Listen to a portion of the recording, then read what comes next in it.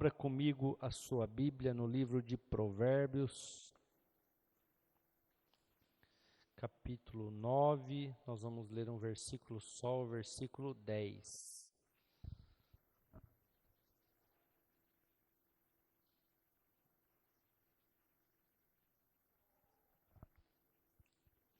Provérbios, capítulo 9, versículo 10, diz o seguinte: O temor do Senhor é o princípio da sabedoria, e a ciência do santo a prudência. Numa outra versão vai estar assim: para ser sábio é preciso primeiro temer a Deus, o Senhor. Se você conhece o Deus Santo, então você tem compreensão das coisas. Amém? Glória a Deus. Igreja, muitos de nós buscamos o conhecimento, gostamos de falar sobre Salomão, que Deus deu sabedoria para ele, buscamos esta sabedoria, muitos de nós queremos isso para as nossas vidas. E não é errado, Deus quer te dar, Deus quer te abençoar, Deus quer te entregar, mas aqui, o grande sábio Salomão, ele dá uma dica, ele fala assim, o temor do Senhor, ou seja, você quer ser sábio, primeiro, você precisa temer a Deus. Você quer ser sábio, a primeira coisa que você tem que fazer é acreditar no Senhor e temer diante dEle. Respeitar o Senhor, o seu Deus, e esse é o princípio da sabedoria. Até na outra versão que eu li, ele fala assim, se você conhece o Deus Santo, então você tem compreensão das coisas. Quem tem compreensão das coisas, igreja, não sofre. Quem tem compreensão das coisas, consegue entender tudo aquilo que envolve a sua vida. Tem um rapaz que ele vai muito lá no Capitão, lá, né? E ele não frequenta igreja, nada, mas essa semana eu falei para ele, ô Anderson, você tem mais fé do que muitos crentes na igreja. Porque as pessoas começaram a brincar com ele, que ele comprou uma casa e ele se endividou, e é normal, quem compra uma casa, quem está fazendo algo grande, é gastos grandes, e ele está devendo um pouquinho aqui, devendo um pouquinho ali, e o pessoal começou a brincar com ele, e ele virou para ele e falou assim, é verdade, tudo isso aí que vocês falaram aí é verdade, estou devendo para o fulano, para o ciclano, para o beltrano, mas eu não estou nem um pouco preocupado. Aí um deles falou assim, é lógico, né? Eles têm que receber, você que tem que pagar. Ele falou assim, não, eu vou pagar cada um deles, mas eu não vou me preocupar, porque Deus sabe todas as coisas, e na hora que tiver que acontecer, vai acontecer, e vai dar tudo certo, no final vocês vão ver que vai dar tudo certo. Eu falei, olha a resposta do rapaz, tipo assim, o que vocês estão falando não está errado, mas eu confio que no final as coisas vão se organizar, as coisas vão dar certo. Eu falei, nossa, ô fulano, você tem mais fé do que muitos irmãos lá da igreja. Muitos irmãos lá da igreja, na situação que você estava, que você está vivendo, não estava, está ainda, já estaria desesperado, ansioso, sem dormir. Ele falou, não. Eu sei que daqui a pouco Deus vai preparar algo para mim, as coisas vão acontecer, eu vou pôr tudo em ordem e tudo vai dar certo. Eu falei, parabéns. Igreja, e nós que somos cristãos, conhecemos o nosso Deus, muitas vezes não temos a sabedoria, porque o próprio sábio Salomão, ele fala assim, você quer ser sábio, você quer ter conhecimento, você quer entender os caminhos, compreender como é que as coisas funcionam, tema a Deus, ou seja, confia que Ele está na frente de tudo aquilo que você faz, confia que Ele está à frente de tudo aquilo que você está realizando. Um ditado popular muito usado é, ninguém atira pedra em árvore seca. Eles atiram pedras em árvores frutíferas, para pegar frutos, para cair frutos. Só que muitas vezes nós não conhecemos quem nós somos, nós não conhecemos os propósitos de Deus para as nossas vidas. E toda vida, toda pessoa que tem propósito, igreja, é perseguida. Toda pessoa que tem um chamado especial, que tem algo de Deus na vida delas, é perseguida. Eu quero ler algumas dessas pessoas para a gente entender sobre isso. Gênesis, capítulo 4. Gênesis 4, versículo 5. Aqui, acredito que a maioria de vocês sabem, mas nós temos o primeiro homicídio que aconteceu na humanidade, no mundo, após a criação de Deus. Gênesis capítulo 4, versículo 5 diz assim: mas para Caim e para a sua oferta não atentou. Irou-se Caim fortemente, decaiu-lhe o seu semblante. E o Senhor disse a Caim: por que te iraste? E por que decaiu o seu semblante? Se bem fizeres, não haverá aceitação para ti? E se não fizeres o bem, o pecado já está na porta, e para ti será o seu desejo, e sobre ele dominarás. Nós percebemos aqui, igreja, que Abel foi lá, eu não quis ler todo o texto por causa do nosso tempo, e ofereceu um sacrifício, e nós sabemos no Antigo Testamento que, para saber se Deus aceitou ou não o sacrifício, a fumaça tinha que subir. Se ela subisse, Deus aceitou o sacrifício. Quando a fumaça se espalhava e não subia, era porque Deus não aceitou o sacrifício. E o sacrifício de Caim não foi aceito. E na hora ele ficou irado, ele ficou bravo com Abel. Agora eu te pergunto, o que Abel fez para Caim? Nada. Mas por que Caim ficou irado com Abel, se Abel não fez nada? Tanto que Deus pergunta isso para Caim. Deus fala assim, peraí, se você tivesse feito certo, não teria acontecido também de eu ter aceitado? Agora, por que você está bravo? É uma pergunta aí no versículo 6. O Senhor disse a Caim, por que está irado? Por que você está bravo? Igreja, muitas vezes nós somos apedrejados por pessoas que nós nem sabemos que nós fizemos mal para ela. E muitas vezes nós nem fizemos mal para ela.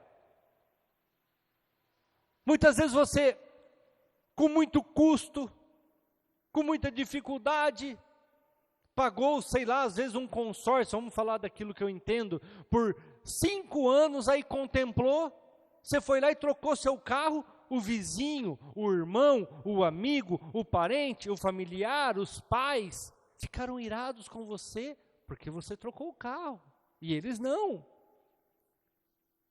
Mas você não fez nada para eles, mas estão atirando pedras em você.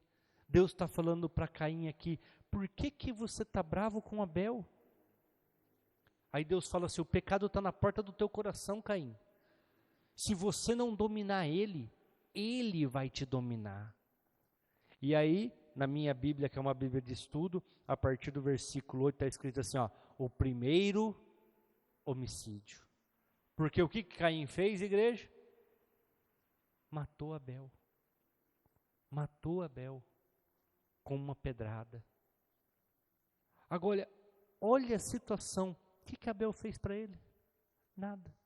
Abel somente ofereceu um sacrifício e o seu sacrifício foi aceito. Igreja, no caso aqui, Abel morreu, não teve uma revanche, nada disso. Mas se você continuar lendo, você vai ver que Deus cobra de Caim. Cadê teu irmão? Agora eu sou guarda do meu irmão para ficar guardando ele? É só você continuar lendo aí. Aí Deus fala, sabe por que eu estou te perguntando?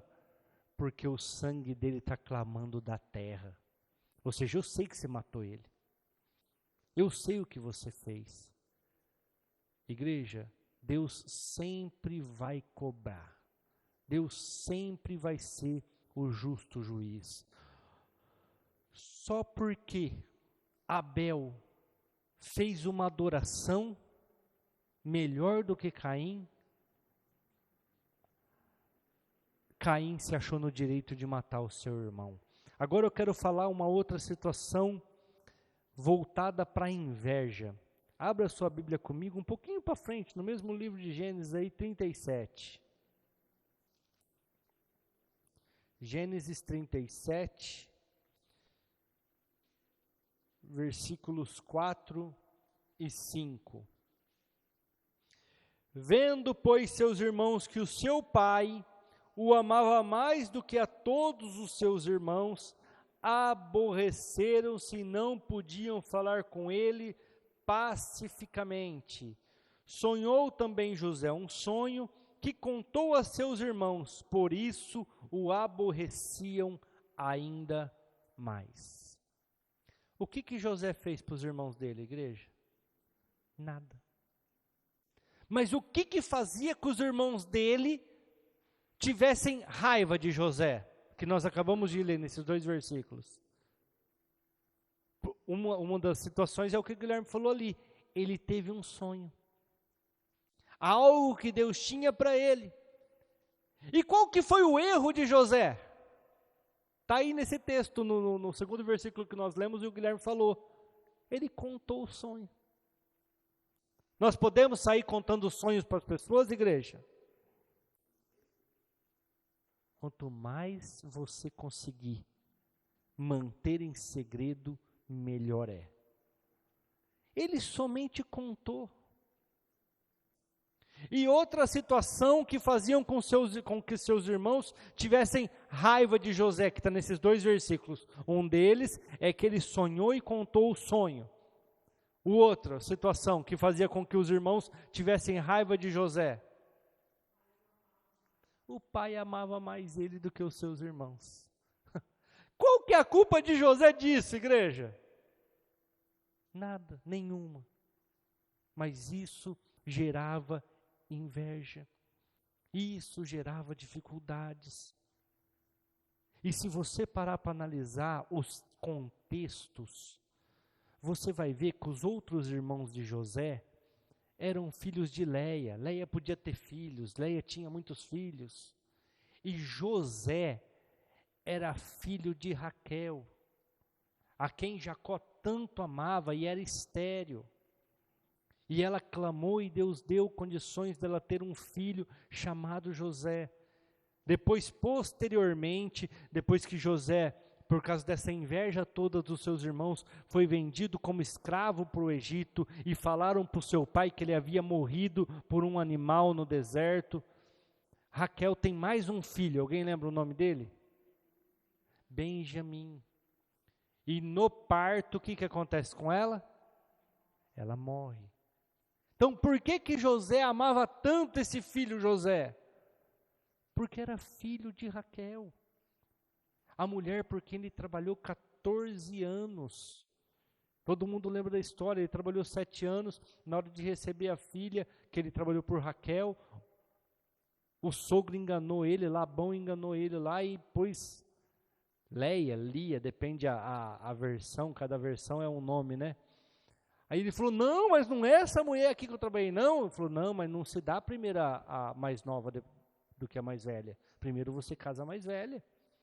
Ele falou, então me dá, eu trabalho mais 7 anos, você me dá Raquel, mas só que você já me entrega já. Aí Labão fala, está combinado. Aí ele já entrega a Raquel, mas ele tem que trabalhar mais 7 anos. E depois ele trabalha ainda mais 7 anos devido ao gado. Mas o que José fez, igreja? Nada. Ele simplesmente fazia aquilo que o pai mandava. Ele simplesmente nasceu de Raquel. E os irmãos caluniavam, os irmãos invejavam. Aqui a Bíblia fala, ó, na minha versão, né? Vendo, pois, seus irmãos. Ou seja, aquilo que eles via trazia ódio, trazia mágoa, trazia ressentimento. Igreja, às vezes você não faz nada para ninguém. Mas o jeito que você age, o jeito que você conversa. As pessoas que estão vendo, as pessoas que estão próximas, podem sentir inveja, podem te caluniar por causa de besteira, por causa de bobeira. Como eu disse, eu trabalhei durante 14 anos como RH numa empresa. Igreja, muitas coisas que os outros traziam para mim de funcionário, 50% era mentira. 50% era pessoas querendo puxar o tapete da outra por inveja. Era pessoas, a gente até brincava, né? Quem não sabe, manda. Quem sabe, faz. Era pessoas que não sabiam fazer, e chegava alguém que sabia, eles preferiam queimar a pessoa, falar mal da pessoa, do que aprender, do que saber fazer. E nós tínhamos que saber lidar com isso. Aqui, Jacó não soube lidar. Ele fez lá a túnica tecida, lá colorida, né, de várias cores, para José. E os outros irmãos? Nada. José não ia trabalhar no deserto. E os outros irmãos? Tinha que ir. Eles, vendo tudo isso, começaram a invejar. Eu até tinha anotado aqui, mas se eu começar a falar não vai dar tempo. Mas José é vendido como escravo para o Egito, chega no Egito, por ser um homem bonito, por ser um homem inteligente, é colocado aos cuidados de todo o reino de Faraó, e aí ele é caluniado. Caluniado por quem? Pela rainha, que queria ter o que com ele? Relações. E ele não quis, por quê? Porque ele não queria desagradar o seu Deus, o Deus de Israel. E ela, com raiva dele, calunia ele, falando que ele tentou se deitar com ela, porque a hora que ele fugiu, caiu uma túnica dele, uma das suas vestes. Então, ele é preso. Só que sabe o que é interessante, igreja? José, a partir do capítulo 37, ele sempre está sonhando. Ele é o sonhador, ele é até conhecido por sonhador. Mas na prisão, ele começa a interpretar os sonhos. Hoje eu estava preparando a palavra e eu percebi isso. Eu falei, cara, você lê a história de José, ele sempre está sonhando com os feixes, com a estrela e a lua, sol e a lua e as estrelas. Mas hora que ele é preso, hora que ele fica preso, encarcerado, ele começa a interpretar sonhos. Ele interpreta os sonhos do copeiro e do padeiro, sim ou não? Um seria restituído para o seu lugar e o outro seria enforcado. E depois ele interpreta o sonho de quem? Do próprio Faraó. 7 anos de vaca gorda e 7 anos de vaca magra. Eu falei, olha, até então ele era um sonhador, mas a prisão trouxe para ele um aperfeiçoamento. Agora ele começa a interpretar sonhos. Agora ele não só sonha, como ele interpreta. Querendo ou não, Deus honrou a vida. Deus abençoou a vida de José. Outra pessoa também que foi perseguida pelo seu propósito com Deus. Abra comigo Jó. Antes de Salmos aí, o livro antes de Salmos, Jó, capítulo 2, nós vamos ler os versos 9 e 10.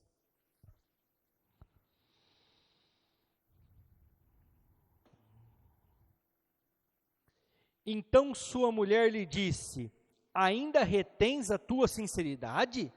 Amaldiçoa esse Deus e morre. Mas ele lhe disse, como fala qualquer doida, assim falas tu. Receberemos o bem de Deus e não receberemos o mal? Em tudo isto não pecou Jó com os seus lábios. A própria esposa de Jó perseguiu Jó pela sua incredulidade. Igreja, as catástrofes que aconteceram na vida e na família de Jó não mataram Jó. a perda da sua saúde e coçar as suas feridas com pedaços de telha não matou Jó. Mas sabe o que, a hora que eu estava lendo e preparando o texto, o que Deus me mostrou? Se ele tivesse blasfemado, se ele tivesse murmurado, reclamado, isso mataria Jó. Tanto é que o segundo versículo que nós lemos, que é o 10, a Bíblia é muito clara em dizer: em tudo isto não pecou Jó com os seus lábios, não falou asneira, ele não falou besteira, muito pelo contrário, ele repreendeu a sua esposa. Olha no versículo 10, no começo aí, ó. Mas ele disse: como fala qualquer doida, você fala como uma louca. Onde já se viu falar uma besteira dessa? Igreja, tem horas na nossa vida que o que vai nos matar é o que sai da nossa boca, asneiras que nós falamos na hora do nervosismo, na hora da raiva, do ódio, do ressentimento.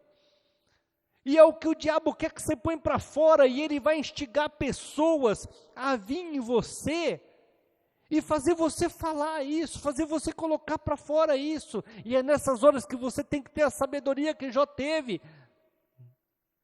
Repreende. Repreende. O que o diabo fez com Jesus? Se tu és o Filho de Deus, manda que essas pedras se transformem em pães. Ele estava com fome. Ele tinha acabado de fazer um jejum de 40 dias. Se você é o Filho de Deus, se joga daqui de cima, porque está escrito que Ele dará ordem aos seus anjos e não te deixará acontecer nada. Está escrito mesmo, Salmos 91. Levou ele no pináculo do templo, lá no alto do templo, falou: olha tudo isso aqui, ó, tudo me foi dado, se prostrado me adorares, eu te dou tudo. Ele falou o quê? Afasta-te de mim, Satanás. Só a Deus adorarás e só a Ele prestarás culto. Igreja, por causa da incredulidade da mulher de Jó, ela ficou ali como uma goteira. Tem alguns pregadores que pregam as verdades de uma forma mais descontraída. Eles falam assim, né? Deus matou os filhos, Deus levou o gado, Deus levou a casa, mas não levou a esposa. Porque pior que tentação que essa não existe. Deixou a mulher lá para ficar martelando na cabeça dele.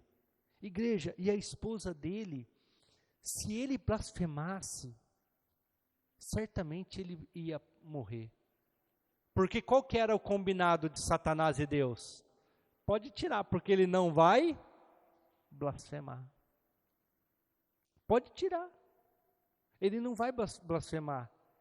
Ele repreendeu aquelas palavras, igreja. Não que a esposa dele era um mal na vida deles, na vida de Jó, mas naquele momento ela foi usada por Satanás. Naquele momento, Satanás usou a vida da esposa dele para que ele tivesse amaldiçoado, para que ele tivesse blasfemado. E ele foi sábio, ele repreendeu. O que ele tinha feito para passar por tudo aquilo? Nada. Os seus amigos, inclusive, vamos ler os seus amigos no capítulo da frente, aí, 4. Versículos 7 e 8. Lembra-te agora, qual é o inocente que já pereceu? Onde foram os sinceros destruídos? Segundo eu tenho visto, os que fazem e cometem iniquidade e semeiam o mal, estes sim colhem. Olha o que os amigos, nesse caso aqui foi Elifaz, falou para Jó. Ô Jó, me responde aí. Que hora que você já viu uma pessoa inocente passar dificuldade? Perecer. No versículo 7 aí, ó. Onde você já viu, ô Jó, sinceros, pessoas retas serem destruídas? Agora, aqueles que semeiam coisas ruins, eles escolhem o que plantam. Jó tinha semeado alguma coisa, igreja? Não. Mas o que eles estavam vendo? A situação que Jó estava passando. Igreja, muitas das coisas que nós passamos e que as pessoas nos perseguem, nós não temos culpa. É o que elas estão vendo, é o que elas estão ouvindo. Eu até poderia abrir aqui, está lá em 1 Samuel, capítulo 18, versos 7 e 8, mas eu não vou abrir porque o nosso tempo está bem escasso. Mas Davi chegou de uma guerra. Junto com ele também chegou Saul, porque ele era um dos chefes do exército de Saul. E as mulheres começaram a cantar como? Alguém lembra? Davi, 10 milhares. O que Saul fez? Por que elas estão cantando desse jeito? Deram só milhares para mim e 10 milhares para ele? O que falta ele tomar de mim senão um reino? Igreja, era a vontade de Davi isso? Não, hora nenhuma. Hora nenhuma Davi queria tomar o reino dele, mas o inimigo colocou no coração de Saul uma disputa contra o jovem Davi que nunca existiu. Só existia na cabeça de Saul. Cara, o coitado nem sabia o que estava acontecendo, tanto é que ele joga a lança para matar Davi, Davi desvia e fala, o que está acontecendo? O que está acontecendo? Ele até chamava, se você ler os textos de Samuel, como que Davi chamava Saul? De pai. Meu pai, por que você está fazendo isso? Meu pai, sempre te servi com sinceridade. Igreja, muitas das disputas que existem nas nossas vidas, não fomos nós que plantamos. A pessoa ouviu de alguém, a pessoa às vezes fala bem de você e não é por mal, por sinceridade, mas a pessoa que está ouvindo não está preparada. Aí o que acontece? Gera uma disputa, gera uma dificuldade. Eu ia ler mais um aqui, mas não vou ler não, senão vai ficar muito tarde. Igreja, nós não somos perseguidos por nada. Se você é perseguido, se as pessoas te perseguem, é porque Deus tem um propósito na tua vida. Às vezes você não enxerga, às vezes você se diminui, às vezes você se martiriza, mas como eu disse lá nos textos que eu li sobre José, as pessoas estão vendo. Como eu disse nos textos que eu citei de Davi, as pessoas estão falando. Elas estão vendo potencial na sua vida, igreja. Elas estão vendo dons e talentos, elas estão vendo habilidades, coisas que elas não têm. E com isso elas perseguem. Com isso elas invejam. A sua adoração está chegando diante do Senhor. E isso incomoda muitas vezes as pessoas que estão do lado. Isso incomoda muitas vezes aqueles que estão dentro da igreja e não conseguem adorar. Aí o que eles fazem? Em vez de encostar em você e crescer junto com você, preferem falar mal, preferem difamar, preferem caluniar, preferem invejar, preferem fazer uma disputa. Mas o que eu tenho para dizer para você é como lá no livro de Gênesis capítulo 4. Deixa Deus fazer a justiça. Porque um dia Deus vai fazer a justiça. Como Ele fez justiça pela vida de Abel, que foi tirada por Caim. Como Ele fez justiça no reinado de Saul, depois no reinado de Davi. Como Ele fez justiça na vida de Jó. Porque Deus falou assim, eu só perdoo vocês, amigos de Jó, e um deles é o que nós acabamos de ler ali, ele faz. se vocês forem lá e ele orar por vocês. Ou seja, é aqueles que vocês caluniaram que vai derramar a bênção sobre a vida de vocês. Se ele quiser. Se ele não quiser também, aí vocês vão pagar o preço por tudo aquilo que vocês fizeram. Igreja, ninguém atira pedra em árvore seca. Ninguém quer roubar aquilo que você não tem. Se estão atirando pedra na sua vida, é porque tem propósito, é porque tem fruto, é porque tem potencial, e todos estão vendo. Todos estão falando. E isto gera disputa, isto gera inveja, isso gera competição, isto gera ódio na vida das pessoas. Então, se alguém está bravo, se alguém está irado com você, não é para você também se achar, né? Mas é para você saber, como eu li lá no livro de Provérbios, capítulo 9, versículo 10. Conheça o seu Deus. Esse é o princípio da sabedoria.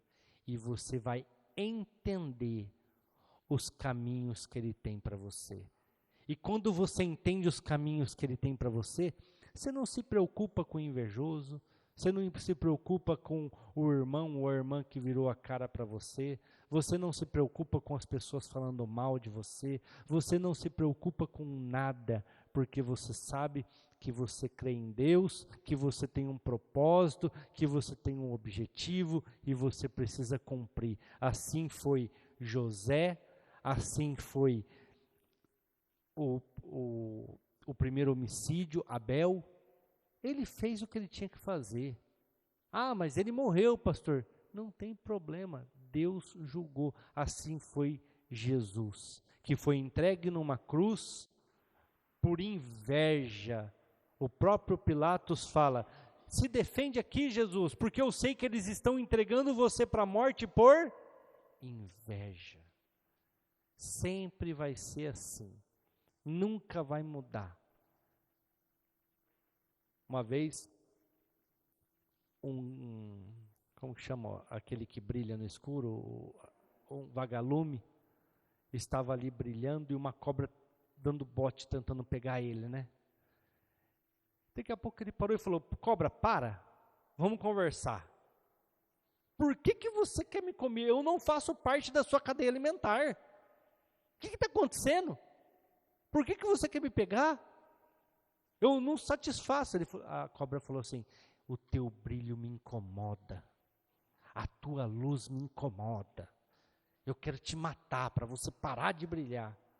Assim foi com Jesus, assim foi com Abel, assim Davi foi perseguido, assim José foi vendido como escravo por Egito, assim José foi preso como um adúltero, caluniado. Assim é todos aqueles que têm potencial, assim é todos aqueles que brilham, assim é todos aqueles que têm um chamado, que têm algo diferente. Se você tem o conhecimento do Senhor, conforme Provérbios capítulo 9, versículo 10, você tem sabedoria, você entende tudo isso e nada disso te para. Se você não tem, você se coloca num quarto, você chora, você entra em depressão, porque ninguém gosta de você, porque ninguém te entende. Não é que as pessoas não te entendem, as pessoas não querem ver você vencer. Não é porque as pessoas não gostam de você, elas invejam aquilo que você é. Aprenda isso, é o princípio da sabedoria. Amém? Glória a Deus, graças a Deus. Lá em cima o relógio tem sem pilha. Eu estou meio perdido com o horário aqui. Mas já deu o horário, igrejas. Amém. Vamos orar, vamos se colocar de pé. Eu olhei lá e falei: mas tem tempo ainda. Eu falei: não, mas não tem tempo não, está marcando 11h15 lá. Amém, graças a Deus. Tomara que vocês tenham entendido, igreja. Nós temos propósitos. Nós temos objetivos que Deus nos deu. Cada um de nós foi capacitado. E quando nós colocamos isso em prática, igreja, as pessoas vão se levantar. O diabo vai usar pessoas próximas de você para te caluniar, para te fazer desistir, para te fazer blasfemar, para te fazer sair da direção. Amém? Vamos orar. Senhor nosso Deus,